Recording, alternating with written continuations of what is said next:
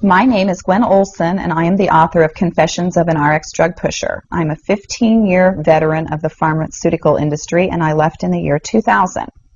And what I would like to do today is I would like to dispel the myth that the pharmaceutical industry is in the business of health and healing. Because in fact, what the pharmaceutical industry is in the business of doing is disease maintenance and symptoms management. They are not in the business to cure cancer, to cure Alzheimer's, to cure heart disease, because if they were, they would be in the business of putting themselves out of business, and that in fact doesn't make sense. I don't want people thinking that I am a conspiracy theorist, because in fact there is no theory behind what I'm telling you. It's all provable. And what I'm saying is provable is that the pharmaceutical industry doesn't want to cure people. You need to understand, specifically when we're talking about psychiatric drugs in particular, that these are drugs that encourage people to remain customers of the pharmaceutical industry. In fact, you will be told if you're given a drug such as an anxiolytic or an antidepressant or an antipsychotic drug that you may be on the drug for the rest of your life. And very frequently people find that they are on the drugs for a very long period of time, if not permanently, because they're almost impossible to get off of.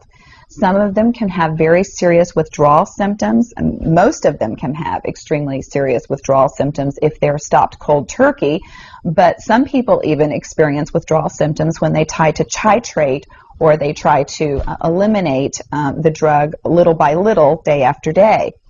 So it's really important to understand the motivation behind all of the current maintenance drugs that are on the market, even, for example, drugs such as cholesterol-lowering drugs. And what we are in fact finding now is that cholesterol drugs are lowering cholesterol excessively and causing other disease states as a consequence.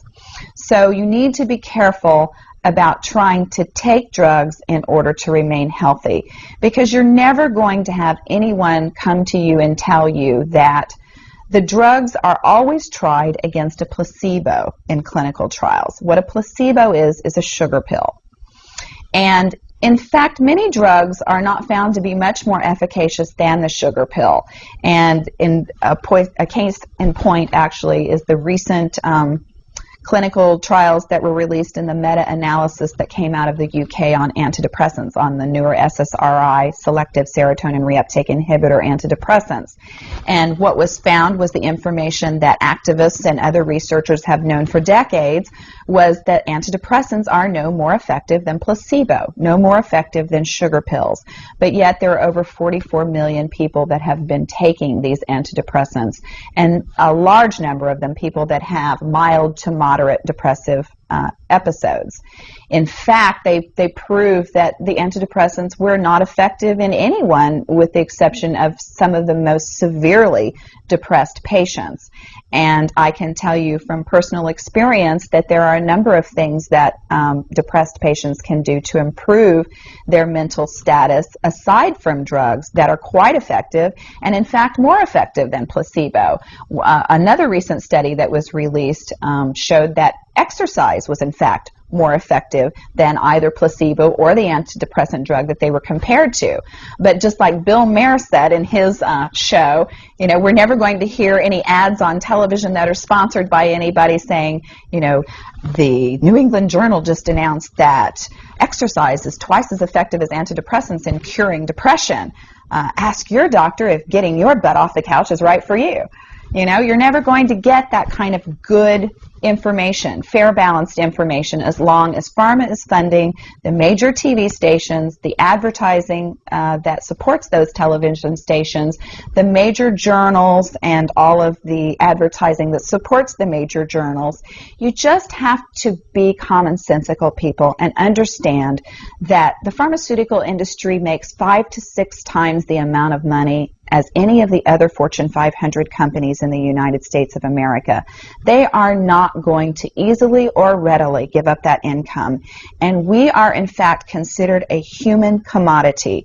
Our loved ones, our children, our elderly are considered cash cows that are preyed upon by pharmaceutical reps such as myself, who are encouraged to go in and build market shares without thinking about the consequences to patients, without knowing the misinformation that they are distributing, without being aware that the clinical data has been contrived, or that the patient populations have been cherry-picked, or that the side effects have been minimized and reported in such a manner that it doesn't present the information correctly.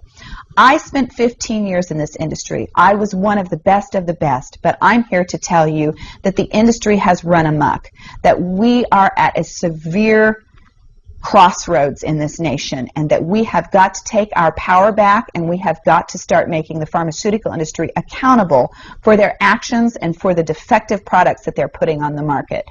It won't be long before every American is affected by this disaster, and we need to be aware of what the differences are between diseases, between disorders, and between syndromes. Because if it doesn't have to be scientifically proven, if there are no tests, if there are no blood tests, CAT scans, urine tests, MRIs, if there is nothing to document that you have a disease, then you in fact do not have a disease, you have a disorder, and it has been given and has been diagnosed pretentiously, and you need to get yourself educated and understand that there are options, and those options are much more effective than drugs.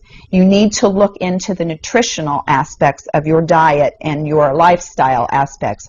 Are you exercising? Are you taking care of yourself in the ways that you need to be proactive about your health? Because once you start down the road of taking one prescription drug on top of the other, you will be a lifelong customer for the pharmaceutical industry, and your choices will be truncated. So I would like to ask you to please self-educate, be proactive, and share the information with others. The next victim could be someone that you love. Thank you.